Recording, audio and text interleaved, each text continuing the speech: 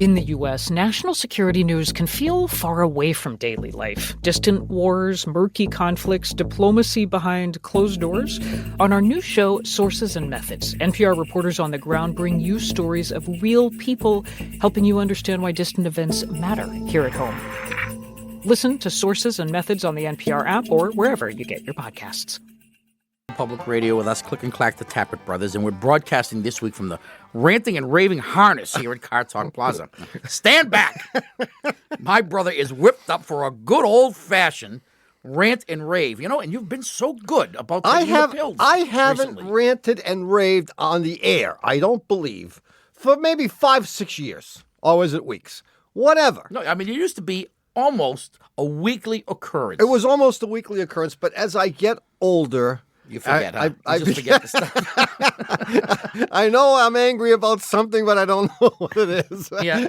No, it's that I've been trying to calm down. But this one thing has been bothering me, as you probably know when I bring up the subject, has been bothering me for a long time, and it's been festering. Horsepower. Horsepower and the emphasis on speed. And what really got to me was the Lexus advertising in which the GS400 is reputed to go from 0 to 60 miles an hour in 5 or 6 seconds or some ridiculously small number. 6.3 seconds or something. Whatever. I think Motor Trend even says like 5.7 seconds, which might be. And the advertisements focus on speed. That was the beginning. Then... last night, I see an ad for a Toyota Corolla, also makers of what? Lexus. Toyota, now turning into a Toyota rant. But I'll try to spread it out as far as I can so I can alienate everybody. Get this. Here's the Corolla ad. Two guys are sitting in a car, sort of lying back, and they've just eaten their lunch. They're obviously on their lunch hour, and then one guy looks at his watch and he says it's 5:01. He says we ought to start heading back, and the other guy says, nah, no hurry. And they wait until 1:01, and then it shows the car speeding like mad, and they pull into the parking lot at work just on time. Now, do they not have any moral sense? Don't they know that speed is what kills people? Let me add to that. My buddies at, of all places, Mercedes-Benz. What are they doing? They're putting V8 engines in cars that could go with 4-cylinder engines. But they'll go what with V8s? Faster. There you go. They go faster. So here's the point. We have to somehow stop these jerks because they can't stop themselves.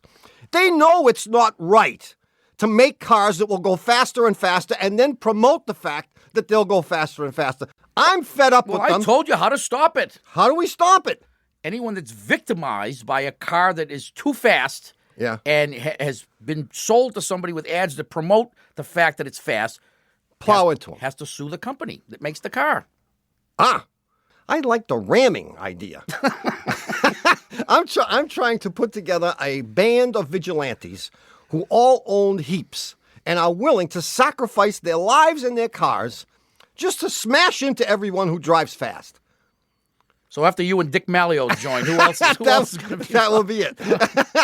No, but I tell you, I'm so angry at Toyota that I would support a boycott against all Toyota products because of their stupidity in this advertising. And I'm mad as hell, and I'm not going to take it. Can I stop now? God, I'm working up a sweat. Quick, get the fanners in here. But the truth is that it is unconscionable, and they have no moral sense to push this kind of advertising, and I won't stand for it. I will not buy a Toyota all year. No Toyotas, 1 year. That's it. Can we take I feel a little better now. Can we take a call? And I'm not going to buy any Mercedes for a year either. Because of the V8s. There's no reason for a V8 in those cars. That's it. Unnecessary. Unnecessary. Can we take a call? Sure. You okay? Not yet. You okay? I'm better. What do you want? A glass of water? I'll be all right. 1-888-Cah Tahk. That's 1-888-227-8255. You remembered it. That's good. Yeah. Hello. You're on Cah Tahk. Hello, this is Kathy from Old Lyme, Connecticut. Hi, Kathy from Old Kathy with Lyme. a C. With a what? C. No. Old Lime? Lime with a K? With a Y. It's yes, Lime with a Y, Kathy with a K. No kidding. Yes. So what's up, Kathy? Well, I have a 96 Dodge Stratus, and I got it last spring. Mm-hmm. And this fall, after I had driven it, maybe 25, 30 miles, the exhaust started smelling like burnt popcorn. That's a new one. Burnt popcorn. Well, it took us a while to try to figure out what it smelled like. And Yeah. I've got 2 adolescent sons, and we hemmed and hawed and finally figured out, closest we could come up with was burnt popcorn. Yeah. And it's definitely coming from the exhaust. Out the tailpipe. The tailpipe, right. Burnt popcorn, huh? Well, Wow. I'm wondering if it might be... I don't drive very far on a very regular basis. I work within a mile or two of where I live, so I do a lot of short little trips.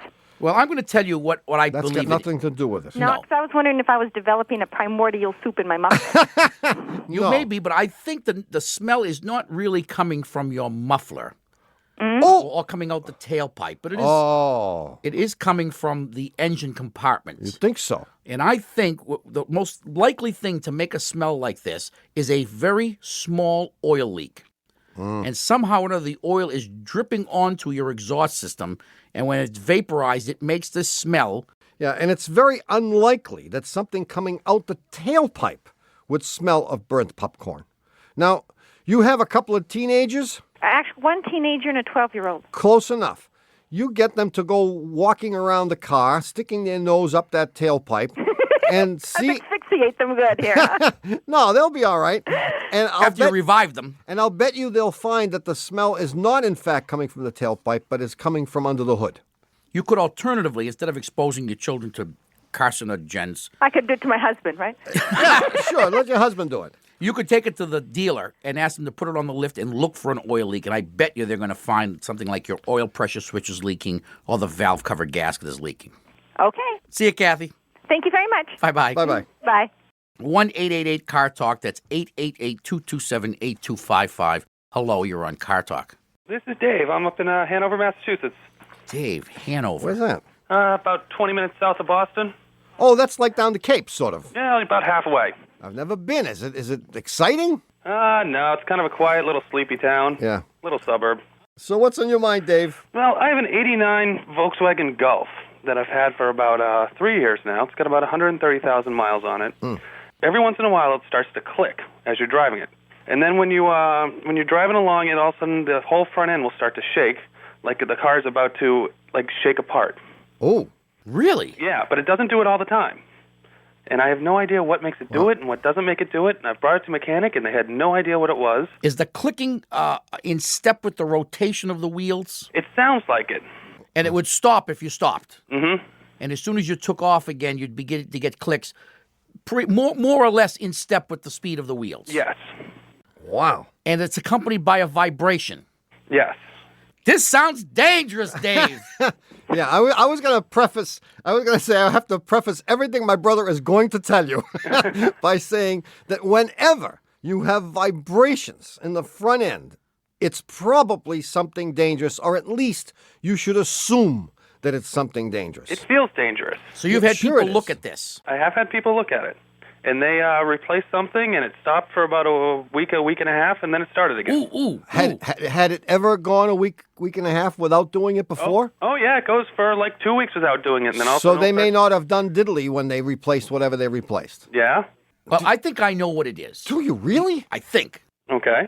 I think what you have, Dave, is Yeah. a bad constant velocity joint, which would account for the clicking and also account for the shaking, because what's happening is one of the seizing up? balls in there must be broken. The constant velocity joint has, in this car, I think, 6 ball bearings Okay. that are embedded in a cage that fit into, and there's a male part of the joint and a female. And See, these- what you're missing, Dave, is my brother's hands. What? See, as he's talking to you, he's making little shapes and he's pushing things together. well, I have to do that to explain it to myself. The first step is making sure I know how it works.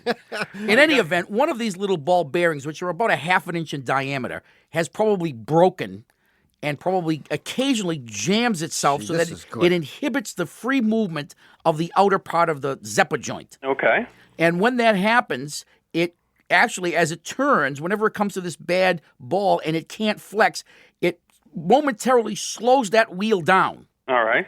And then as soon as it passes, it speeds it up. And it would be the equivalent of you're driving the car and having somebody apply the brake for just a split second. To the right-hand wheel. To the right or the left front wheel. Okay. And when that happens, the car is going to shake violently. And then the ball either gets chewed up some more or gets moved around, and the noise goes away, and so does the shaking. See, now this is the time, Dave, when you're supposed to say, well, they just replaced all the CV joints in the car. Well, I had a hint that they hadn't. No, they hadn't, because it would have cost more money, and he wouldn't have forgot. What did they replace? I think they replaced the rotors, actually. Yeah, well, that would have been a good start, but... But you guys think it's one of these... well, we start with stuff like that, too, because we want to make sure we have the customer coming back until we finally get it. You know? Yeah, no, I have to say that I think my brother's analysis of this situation is quite brilliant. Okay. It explains everything. It explains everything. It's absolutely perfect. Oh, yeah. And as you know, I don't let him get away with much. Oh, I know. He's a pain in the butt. But ask them to replace one of the axles. Put a rebuilt one or a used one in there. Okay. And then drive the car. They may even, when they take the axles out, be able to figure out if they strip off the boots, which joint is bad. I think they will. All right. And how much will that cost, do you guys think? Hundreds. Hundreds? Golf, $212.85. That includes the tax and tip. And licensing fees. See you, Dave. Okay, thanks, guys. Good luck. It's time to find out if my brother remembers last week's puzzler. Of course I remember last week's puzzle. Last week's puzzler was about the Bugatti and the Renault. Okay, I didn't think so. Okay. No, it was about our esteemed producer and a little problem he had. Oh. You care about what's happening in the world. Stay informed with NPR's State of the World podcast. In just a few minutes, we take you to stories around the globe. You might hear the latest developments in world conflicts, or about what global events mean for the price of your coffee. Listen to the State of the World podcast from NPR. At Alt Latino, we celebrate Latin music all year round. But during Latin Music Month, we really amp it up. Once again, we're turning the Tiny Desk into El Tiny and bringing you 11 hot-off-the-desk performances. Hear musical giants like Gloria Estefan in a more intimate setting. And get to know newer artists like Macario Martinez. Celebrate Latinidad with us all month long on the Alt Latino podcast from NPR.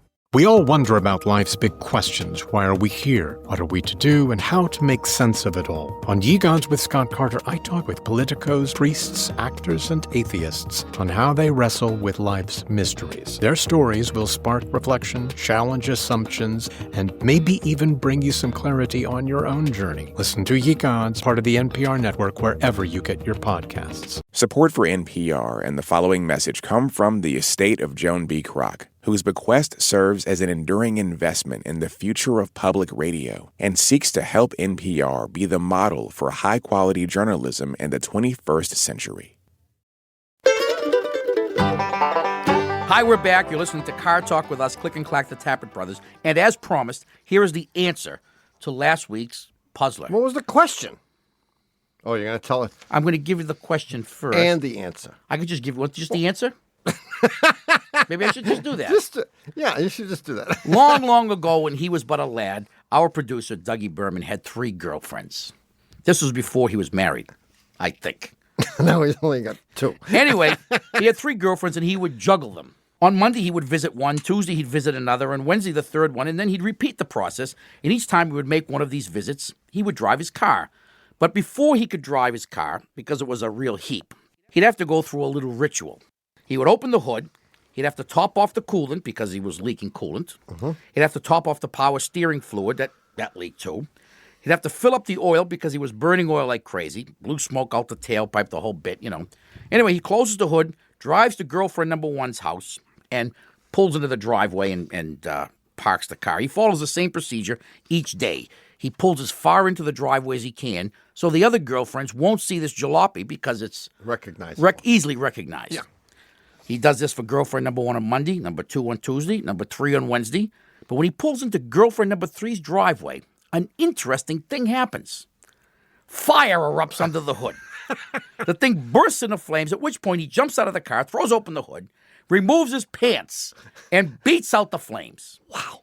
Once the fire is out, he goes into the house and tries to explain to her parents why he's coming to meet her with no pants on. This goes on and on. Dougie, you did all this? I'm impressed, man. Girlfriend number 1, no problem. Yeah. Girlfriend number 2, no problem. Number 3, same problem. Yeah. Burst into flames. Yeah. He can't explain it. He takes this as an omen and dumps the other 2. Figuring any girl that can set his pants on fire is going to be worth sticking around with. So now you have all the facts. Yeah. I mean, this is a rather lengthy narrative. Yeah, I just figured it out as you were speaking. What is it about his visit to girlfriend number 3 that causes this conflagration under the hood and ultimately in his pants? Does it have something to do with power steering fluid and the shape of the driveway? Exactly. Does it? You looked at my notes. No. No, it just, Exactly it right. just I came mentioned earlier in the story Yeah. that he added coolant. Yeah. He's leaking coolant. He's adding oil, but he's burning oil. burning the oil. The coolant's not and going to he adds power steering fluid. Power steering fluid. When he pulls into the driveway of girlfriend number 3, he has to make a very sharp turn. He has a leak in the high-pressure power steering hose, and when the wheel is cut all the way, the increased pressure in the system Squirts it out. onto the hot exhaust manifold, and that small amount of fluid bursts into flame. Yeah. And we know the rest of the story. He gets Now out, you know. takes his pants off, et cetera, et cetera. And it was only because she had a driveway that had a much sharper turn than the other 2 Wow. that he had to remove his pants. And that's how Sip became Mrs. Doug Berman. How Wow. unfortunate, huh? Poor kid. And who might our winner be this week, Tommy? Oh, I don't know. Wait a minute.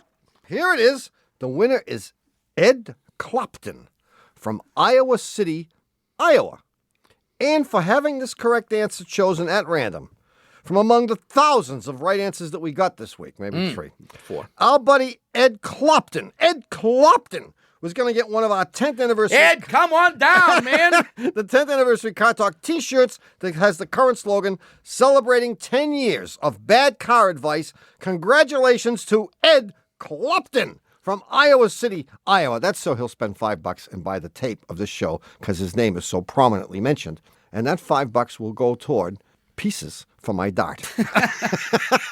Anyway, we'll have a brand new puzzler coming up in the third half of today's show. So don't touch that dial. In the meantime, we'll take your calls at 1-888-CAR Talk. That's 888-227-8255. Hello, you're on Cah Tahk.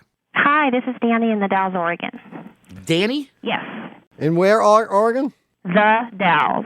How do you spell it? T-H-E, Yeah. second word, D-A-L-L-E-S. D-A-L-L-E-S. Right. And what are the dolls? It means actually the water running over the rocks.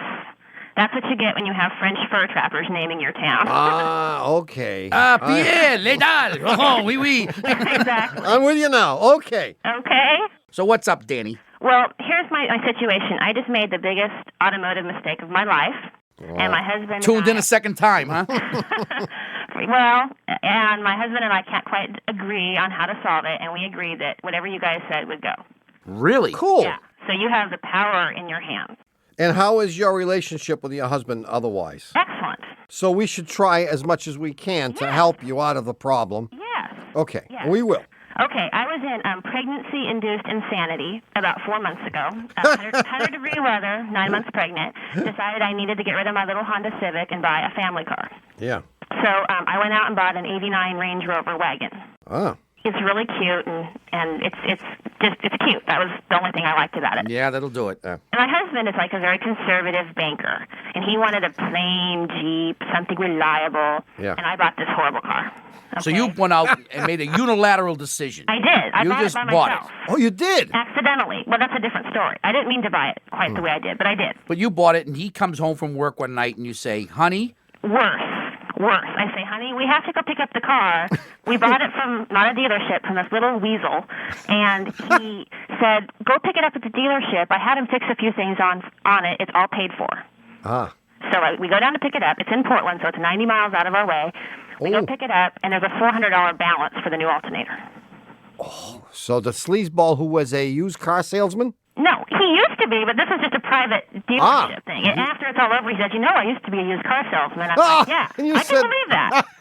He was a horrible person. But anyway, Yeah. So I go pick it up at Land Rover. I get like a block away from the dealership, and the fuel light goes on.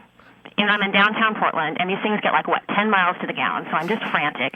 And then I'm working my way to a gas station, and I get pulled over by a police officer because I have expired tags. This is all in my first hour of ownership. Now, at this point, are you still in your pregnancy-induced insanity mode? No. Now reality is slamming in. My husband is looking at me like I'm the biggest moron that ever walked the planet, and I'm having to agree with him. This is bad. Yeah. But this is just $400. Just $400. It's not. Right. Well, since then, we've probably spent $2,400 more. Yeah. In 4 months. Yeah. Alternator, speedometer, temperature switch, some electrical tip that was $1,000. Horrible things. And my husband doesn't fit in the car. Did I mention that? He's tall. He can't fit in the car. Yeah. So you really researched this, I guess. Oh, yeah. Like I said. You read consumer reports and got all the, the information? He wants to sell this car, or actually trade it in, at a huge loss, just to get rid of it. What did you pay for it, really? $16,500. Yeah, and you've spent another $2,500 for stuff. So you're now into this for $1,900, $19,000 rather. Yeah. And what could you get for it on a trade? Horrible, like 11. Go for it. Trade it in. Oh my God! In a New York minute. You're siding with my husband. No, I'm not. Wait a minute. I am. Wait a minute. Because the thing is, it has all these little expensive things that have gone wrong, but it's never left me stranded. And the horrible part is, I kind of like it. Well, here's the thing. You like it.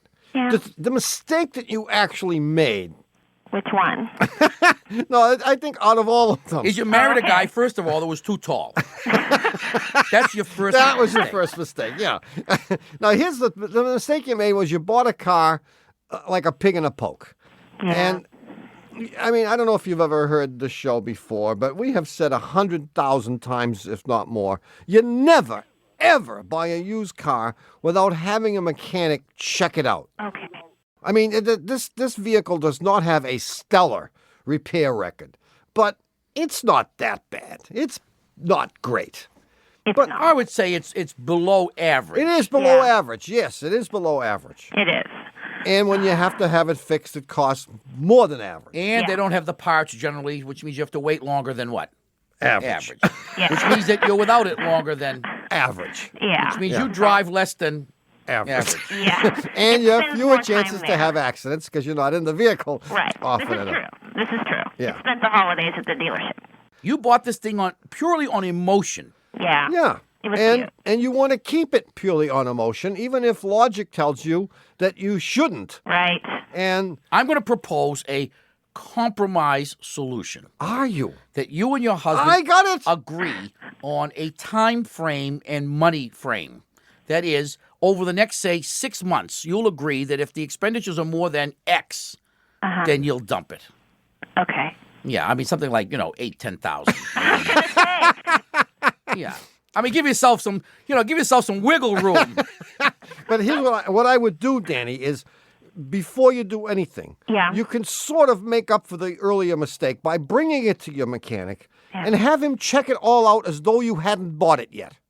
And he will give you a list of all the things that are wrong or imminently wrong. Oh, I don't think I'd do that. I mean, at least you'll know where you stand. Yeah. And That's then you right. can decide which things to fix right away if they're dangerous. That's right. Then you can arrange for a home equity line of credit.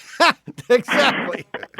Yeah. It's not the worst vehicle in the world. It will serve you. There's a motto for Land Rover. It's not the worst vehicle in the world. Not the worst vehicle in the world. There you go. There's an advertising slogan. If I ever heard I'll one. suggest it to them next time we meet in court. Okay.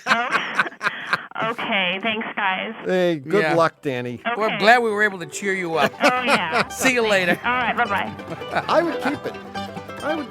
Okay, now, before we get to the new puzzle, we have to take a short break. Time for a haircut. Just a trim, actually.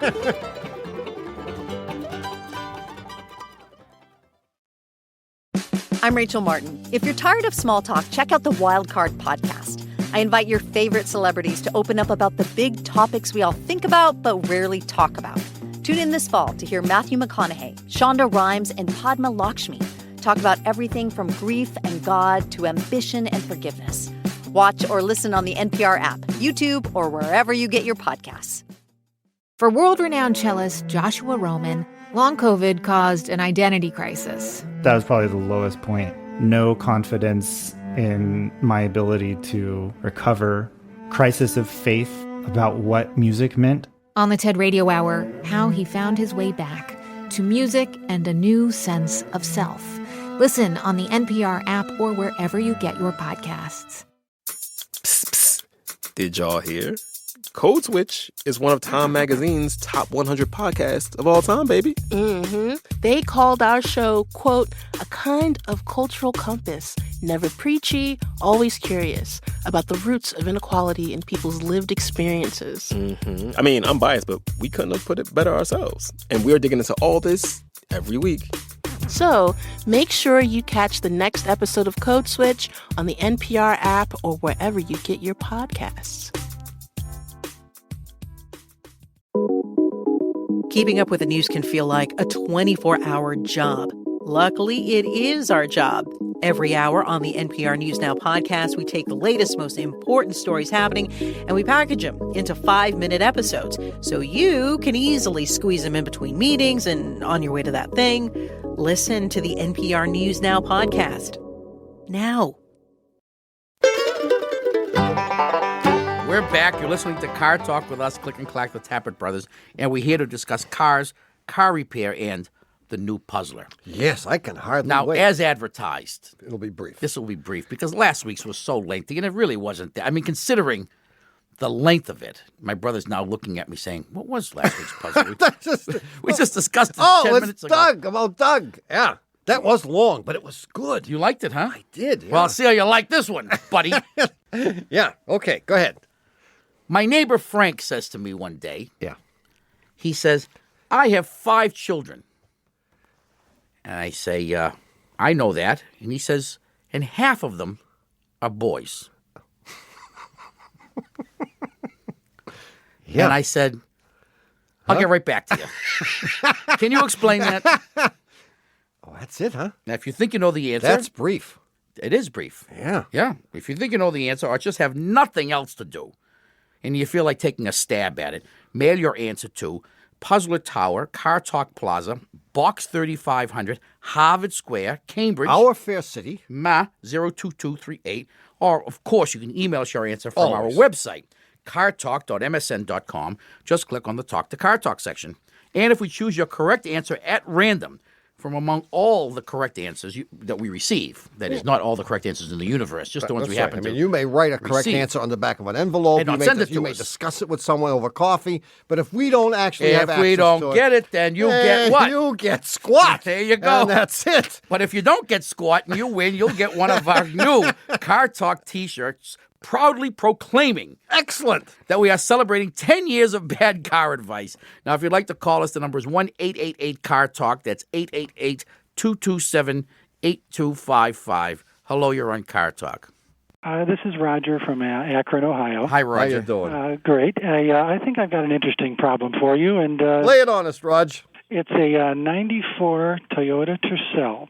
The problem is that the first week or so after an oil change, and not every one, every third or fourth one, for no apparent reason, when I'm driving along, out of the tailpipe comes a cloud of thick, clingy, dirty white smoke.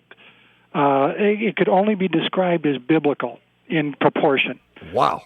Really? Now, when this has happened, how long had you been driving? Sometimes it's initial, but for the most part, it's as the car is fully warmed up. Car is fully warmed up? Yeah. So you've been driving for 15, 20 minutes? Sure. And is there anything unusual? I'm sorry, did I interrupt? Is there anything unusual that has happened in terms of where you have driven or how you have driven that precedes this incident? In other words, if you just finished climbing a hill, no, it can be descending a hill, making a sharp turn, nothing like that. That had been parked for an extraordinarily long period of time before this. No, it can be at high speeds or slow. It's only in the first week or so after an oil change, but not every oil change. Right. If taking the foot off the gas will interrupt it. Well, I know why it's happening. Well, I don't know exactly how it's happening, but I know why. Okay. Would you like at least that part of the puzzle? I would. You would, huh? Well, all right. Here's what's happening. Let me ask him one question, which is going to help you. Okay. I don't need any help. Well, it might help you to get to the next step. Oh, I wasn't hoping. You weren't going to try to get to the next step. No, not all right, really. then go ahead. I'll wait. No, go ahead. Ask the question. No, my question was, do you always have the oil changed at the same place? The dealer, right. At the dealer. Well, he hasn't changed at the same place, but probably not necessarily by the same a person. different kid every time. Well, and what's I'd happening? say one time out of 3 or 4, it's a kid. the same kid. Yeah. One time out of 3 or 4, it's the same kid who is overfilling the crankcase. Exactly. Really? I believe so, because what's happening is you are burning crankcase oil. Somehow or another, that oil, that overfilled amount of oil, is getting into the crankcase ventilation system and getting sucked into the intake manifold, where it is getting distributed among the 4 cylinders, and that's the only thing that would account for a cloud of smoke. Of that proportion. Right. This density. And I am not exaggerating on that. I think it's great. I'm sure it is. And you can, in fact, you can reproduce. It doesn't take very much oil to do this. You can actually reproduce this by taking with the engine running, removing the air cleaner, and with an atomizer filled with oil, a squirt bottle, you can squirt some oil into the intake, into where the air cleaner sucks the air into the engine, and you will get the same cloud, the same color and everything. I guess the guy at the dealership, every time I get that kid, he just keeps pouring until it runs out. Or he may be, maybe the thing's supposed to take 3 2/3 quarts of oil, and he's putting in 4, or maybe he isn't letting it drain long enough. Yeah. So he's not getting all of the old oil out. Now that sounds likely. But make sure you check the oil level after an oil change, and make sure it is not overfilled. Okay. And have your mechanic also check the operation of the PCV system. Okay. So is there any related damage I should be concerned about? No. Okay. No, the engine is almost just as happy to burn motor oil as it is whale blubber. See you, Roger. Thanks a lot. Bye-bye. Bye. 1-888-CAR Talk or 1-888-227-8255. Hello, you're on Cah Tahk. Hi, this is Michelle, and I'm from Foxborough, Mass. Hi, Michelle. No kidding. Yep, and I drive a Mazda 626 DX 5-speed transmission. Yeah. Now, my scum-sucking husband cracked up my car in November. Okay? Let me tell you, I didn't care about him. I'm like, what's wrong with my car? What year? It's a brand new one? 97. What did he do? He smashed it into something? Well, he said he was letting someone out. Yeah, and? And when he did that, there were 2 other cars involved, and somebody hit him on the driver's side and slid the whole front end over to the passenger side. Oh. So I was not a happy camper, and actually I'm divorcing him over this issue. Well, because as well you should, Michelle. He cracked up my car. Right, and he was probably letting his girlfriend out of the car. Probably. Probably. No good bum. That's right, no good bum. Oh, my God. So now what? So, of course, I take it to the dealer. Insurance fully covers the whole thing. How is your husband, by the way? Did he suffer any injuries? No. Would you like to arrange? Oh, never mind. I would you like him to suffer some injuries? Both his knees broken. Wait, did they give you a number of how many dollars of damage was done here? Are we talking about the $5,000 range? No, we're talking money. $10,000 range. Oh, that's the whole car. Pretty much. That's too bad. They had to replace the hood, the grill, the whole front end, everything. So I get it back a month later. They didn't fix it right. The front end was still offline. Yeah. It was still crooked. Visibly? I mean, you can look at it and it looks cockeyed? Yeah. Ah.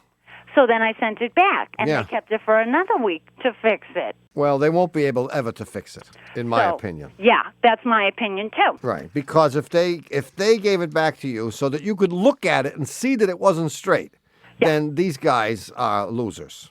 Capital L is tattooed on their forehead now. So I drive it home, and it pulls to the right. Yeah. So I go back, and I say, listen, it's not driving right. It's pulling to the right. I'm having problems. Yeah. Fix it right. Yeah. Well, I had the tires balanced. I had 2 front-end alignments done on it, and I had them pick that car apart from bumper to bumper. Mm. You know? And they're like, well, there's nothing we can do. We've done everything we can. Well, has the insurance company paid them? Yep. Well, I think the first thing you have to do is tell the insurance company that they should go get their money back. Yeah. And then if they don't do anything about it, you're going to have to sue people. Ooh, I like that word. That's a good word. Or if you haven't made any reconciliation with your husband, and you have to make a Is that unlikely, the reconciliation thing? Definitely not. So why don't you manage to give him this car in the arrangements that you make? Well, maybe I will. Yeah. Well, how long have you been happily married? Are you ready for this? Yeah. We got married August 9th, 1997. And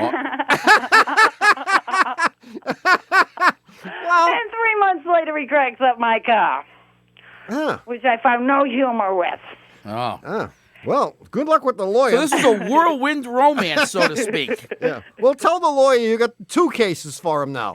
One with the husband and one with the insurance company. Oh, I will then. I like being Sue in their court. pants off. Yeah, go for it, Michelle. I love lawyers. Good luck. Thanks for calling, Michelle. Thanks. Bye-bye. Well, it's happened again. You vaporized yet another hour listening to Cah Tahk. Our esteemed producer is Doug, the subway fugitive, not a slave to fashion Berman. Our associate producer and dean of the College of Automusicology is Ken Babyface Rogers. Our assistant producer is Catherine Stewie, as in Oyster Stewie. Ray. Oyster Stew. I like Crystal Ray. Crystal? She doesn't like Stewie. I won't say it anymore. No, we'll go back to Crystal. Enough is enough. Our engineer For is... God's sakes, there's no reason to hop on the kid. No. Come on, she's working hard. She is. In fact, she's the only one that's working hard. That's right. What is the story behind the oyster stew, though? I guess she has gone to a few holiday dinners. Yeah. I know the story. I just wanted you to repeat it. And she actually hates it. But she's trying to make nice by saying, love it. Oh, yeah. Real good. She needs to develop an instant allergy to oysters. Start sneezing and coughing. Yeah, in the stew. Our engineer is Jonathan Marston, and our technical and spiritual advisor is Mr. John S. Lawler. Our public opinion pollster is Cah Tahk. It's a production of Dewey, Cheatham and Howe and WBUR in Boston. And even though Alex Chadwick can barely hold down his lunch when he hears us say it, this is NPR, National Public Radio. On FAMU. There are a lot of books out there. Big ones, small ones, smart ones, silly ones, ones that thrill, and ones that are, well, kind of a bore. But NPR's Book of the Day podcast is here to help you find your favorites. Through our author interviews, you can find out if a book is right for you in 15 minutes or less. So listen to NPR's Book of the Day podcast in the NPR app or wherever you get your podcasts. Support for NPR and the following message come from the Kresge Foundation with Pathbreakers, a podcast about transforming communities through innovation. From revolutionizing higher education to supporting artists who are driving change, Pathbreakers is available on podcast platforms.